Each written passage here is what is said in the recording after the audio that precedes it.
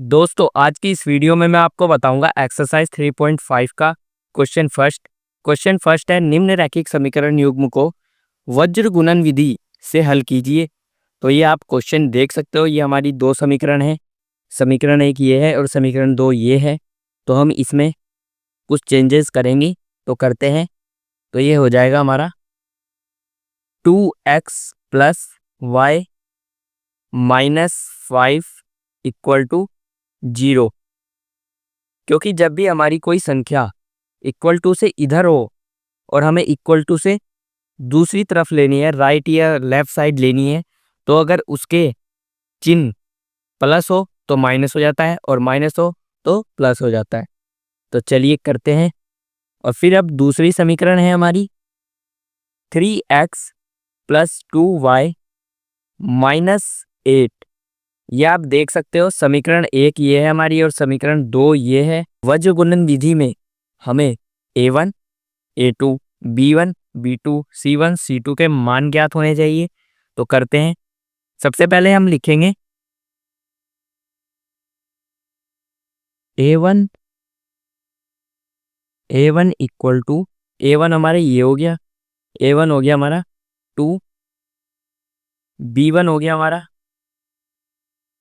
b1 equal to 1 और c1 हो गया हमारा c1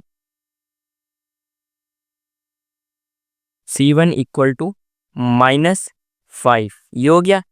अब दूसरे करते हैं। ये हो गया हमारा a2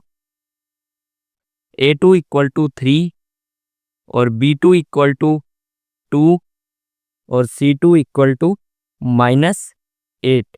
तो ये हमारा फॉर्मूला है x upon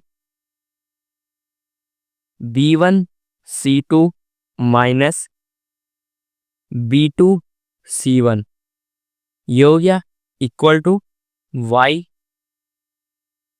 upon c1 a2 c2 a1। ये हो गया equal to 1 upon a1 b2 minus a2 b1। यह हमारा वज्र गुणन विधि का फॉर्मूला है। इसे आपको याद रखना बहुत ही जरूरी है। तो अब हम इसके मान रख देंगे सभी के।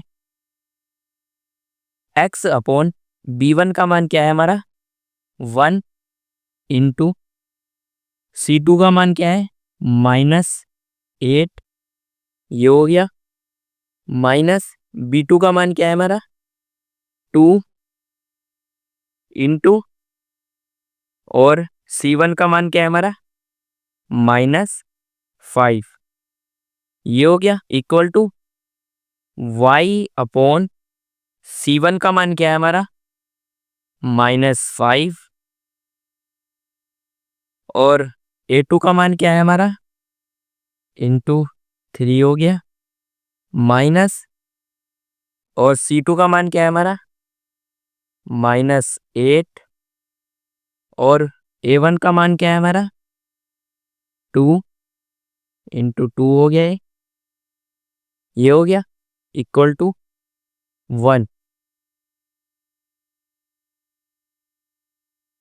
a1 का मान क्या है हमारा 2 इंटू b2 का मान क्या है हमारा 2 माइनस a2 का मान क्या है हमारा 3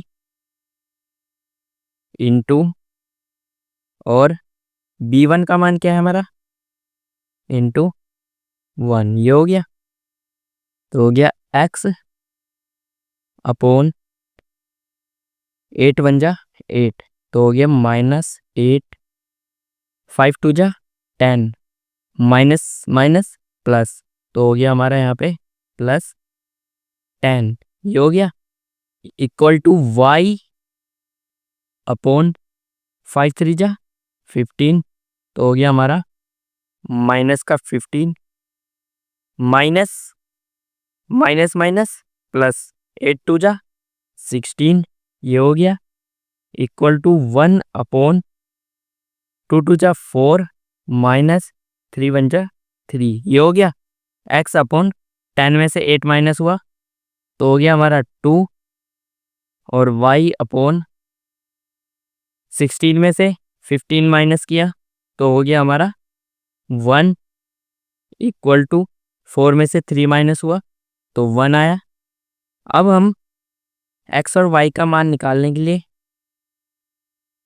एक बार x upon 2 equal to 1 upon 1 करेंगे, y upon 1 equal to 1 upon 1 को लिखेंगे, फिर होगा x की इससे करी और 2 की इससे करी तो हो गया x इक्वल टू 2 और y की 1 से करी और 1 की 1 से करी तो हो गया y इक्वल टू 1।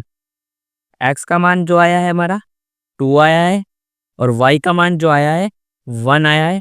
इस प्रकार से हम वज्र गुणन विधि द्वारा समीकरणों को सोल्व करते हैं।